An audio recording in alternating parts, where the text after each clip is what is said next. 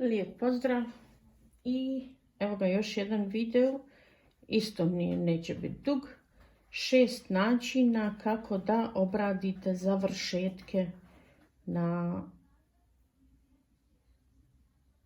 garderobi koju šijete. Znači imate 6 načina, imaju više, ali ovo je od nekih, ajde recimo 6 koje se češće rade.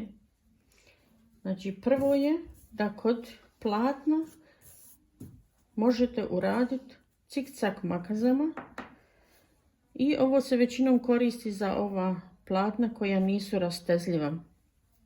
Za posteljine, jastuke i to, znači ova platna koja se ne rastežu. Samo cikcak makazama sjećete i to vam znači može biti završnica, ne morate obrađivati. I onda i kad se to sastavi, znači jako mala je mogućnost da se to više para. Pogotovo jer ovo platno, kad se sastavi i kad je ovako isjeckano na ove mala je mogućnost da se ispara, a i ako bi došlo do paranja, znači samo ovi zubići i to bi trebalo stati. Znači to vam je jedan od načina. I kad vam je to sastavljeno, znači to onda izgleda ovako unutra. Znači tu još prošijete i to vam je završnica, obrađena završnica.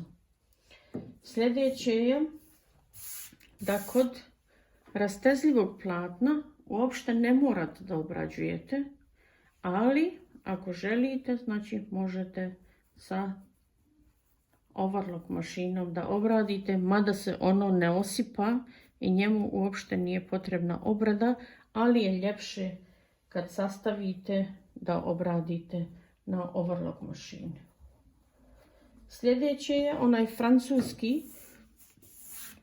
francuski šal, o njemu smo već snimili video i to će biti postirano.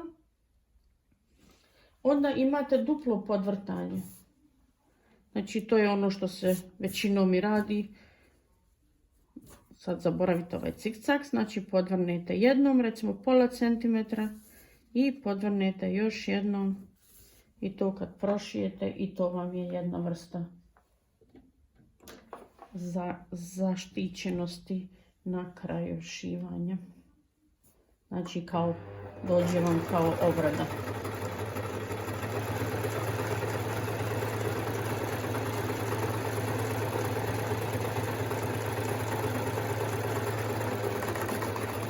Znači i to vam je jedna vrsta. Podvrnete jednom, drugi put i onda nemate ovdje to. Onda imate još, rekli smo znači na overlock, makaze cikcak i imate šivanje cikcak na mašini. Znači ono uvijek, da imamo manji komad platna, hajde.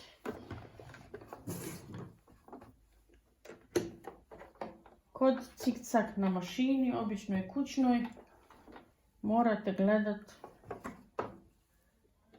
znači da vam igla jednom ide u prazno, a jednom da ide u ovaj dio. Imaju i stopice za obrađivanje toga i to imate kod mene na kanalu.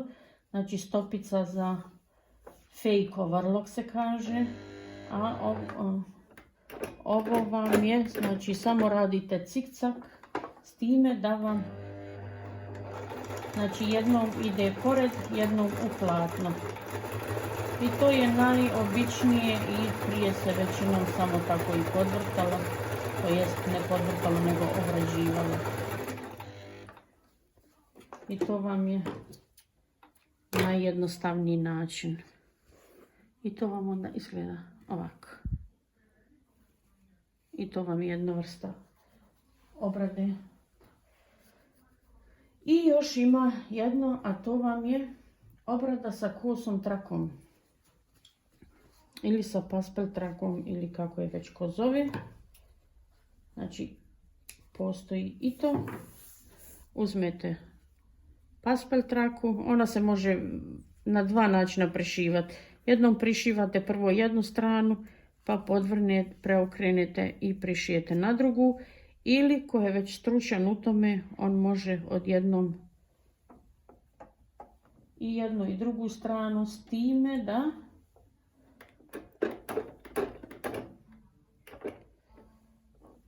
da imate i stopicu za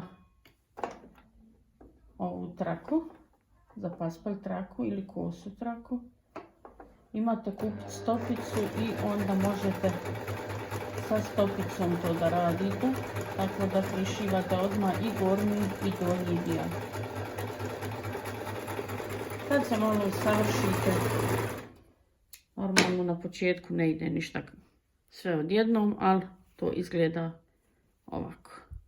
Znači i to vam je jedna vrsta završnice da obradite vaše platno.